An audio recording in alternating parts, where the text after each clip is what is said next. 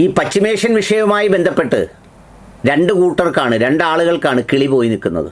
അല്ലെങ്കിൽ ലഹരിയൊക്കെ അഡിക്റ്റായി കഴിയുമ്പോൾ പിന്നെ നിയന്ത്രണം വിട്ടു പോകുന്നവരെ പോലെ ആയി നിൽക്കുന്നത് രണ്ട് കൂട്ടരാണ്. അതിലൊന്ന് വേറെ ആരുമല്ല, സാക്ഷാൽ ലോക പോലീസ് നേതാവ് നമ്മുടെ ട്രംപിനാണ്.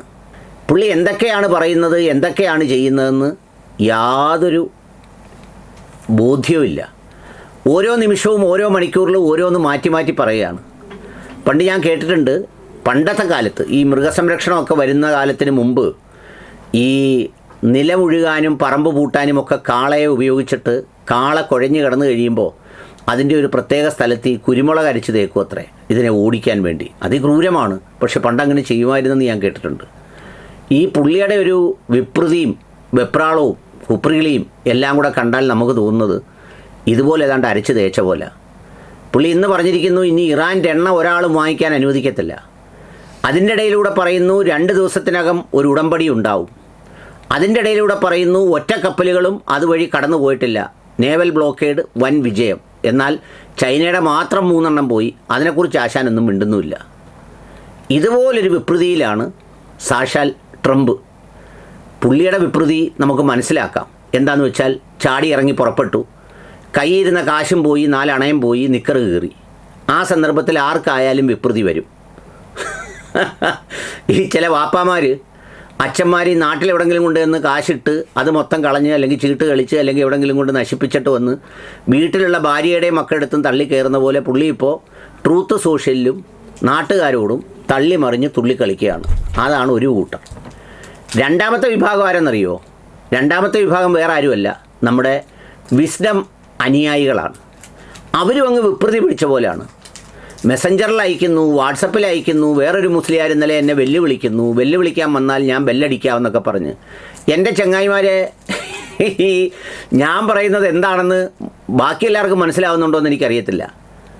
എൻ്റെ വിഷയം, ഞാൻ പറയുന്ന വിഷയം, ഇപ്പോൾ പശ്ചിമേഷ്യയിലോ ലോകത്തോ ഉണ്ടായിരിക്കുന്ന ഒരു പ്രധാനപ്പെട്ട വിഷയം സുന്നിയാണോ ഷിയയാണോ സ്വർഗത്തിൽ പോകുന്നത് എന്നുള്ള വിഷയമല്ല എന്നാണ് എൻ്റെ മനസ്സിലാക്കൽ.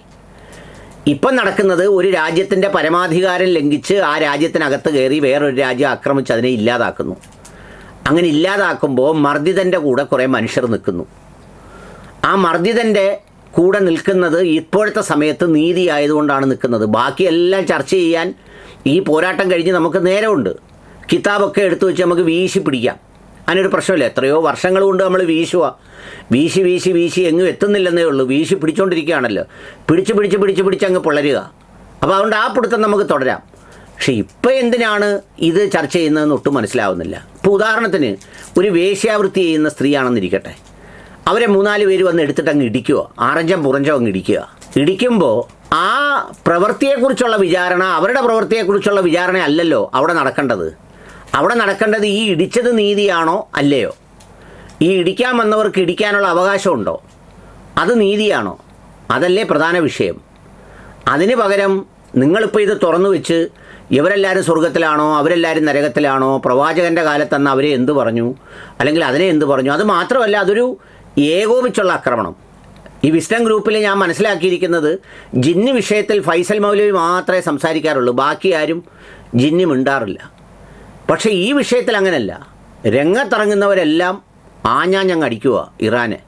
അതങ്ങനെ അടിക്കുന്നത് സംഗതിയില്ല. നമ്മൾ ചിലരെ ഇങ്ങനെ സ്നേഹിച്ച് അടുത്തോട്ട് പിടിച്ച് കഴുത്തിന് പിടിച്ചാൽ കുടിക്കത്തില്ലേ എന്ന് പറഞ്ഞതുപോലെ ഞങ്ങൾ ഇസ്രയേലിനും അമേരിക്കയ്ക്കും ഒക്കെ എതിരാണ്, ഇറാനോട് കാണിക്കുന്നത് അനീതിയാണ്, എന്നാലും എന്ന് പറഞ്ഞ് ഇങ്ങോട്ട് പിടിച്ചോണ്ട് വന്നിട്ട് ഇറാനെ അങ്ങോട്ട് വെച്ച് ആക്ഷേപിച്ചങ്ങ് പറ്റിക്കുക.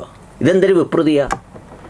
മറ്റേത് എന്താ പറയുന്നത്, പിടുത്തം വിട്ടുപോയ വിപ്രതിയാണെങ്കിൽ ഇത് ഹലാലായ വിപ്രതിയാണ്. അതുകൊണ്ട് എൻ്റെ വിസ്ഡം സഹപ്രവർത്തകരോട് പറയുന്നത്, നിങ്ങൾ ആദ്യം ലോകത്ത് യുദ്ധം തീരാൻ വേണ്ടി ഒന്ന് പ്രാർത്ഥിക്കുക. പിന്നെ പറഞ്ഞതുപോലെ ഇതെല്ലാം ഒന്ന് അവസാനിക്കട്ടെ. അവസാനിച്ച് നമ്മുടെ മിഡിൽ ഈസ്റ്റും എല്ലാം ഒന്ന് ശാന്തമായി ഒരു ഉടമ്പടിയൊക്കെ വന്നതിന് ശേഷം നമുക്ക് അടുത്ത വെള്ളിയാഴ്ച മുതൽ ഇതങ്ങ് തുടങ്ങാം. ഏതാ ഷിയ സ്വർഗത്തിലാണോ അല്ലയോ, നമുക്കതിൽ ചർച്ച വെക്കാം, LED പ്രസൻറ്റേഷൻ വെക്കാം, വാദങ്ങൾ നിരത്താം. അതുവരെ നിങ്ങൾ ഈ ഉപയോഗമില്ലാത്ത വാതകം പുറത്തുവിടുന്ന പ്രവൃത്തി, ഈ വിപ്രതി അവസാനിപ്പിച്ച് അതൊന്ന് കുറയ്ക്കണം എന്നാണ് എൻ്റെ ഒരിത്.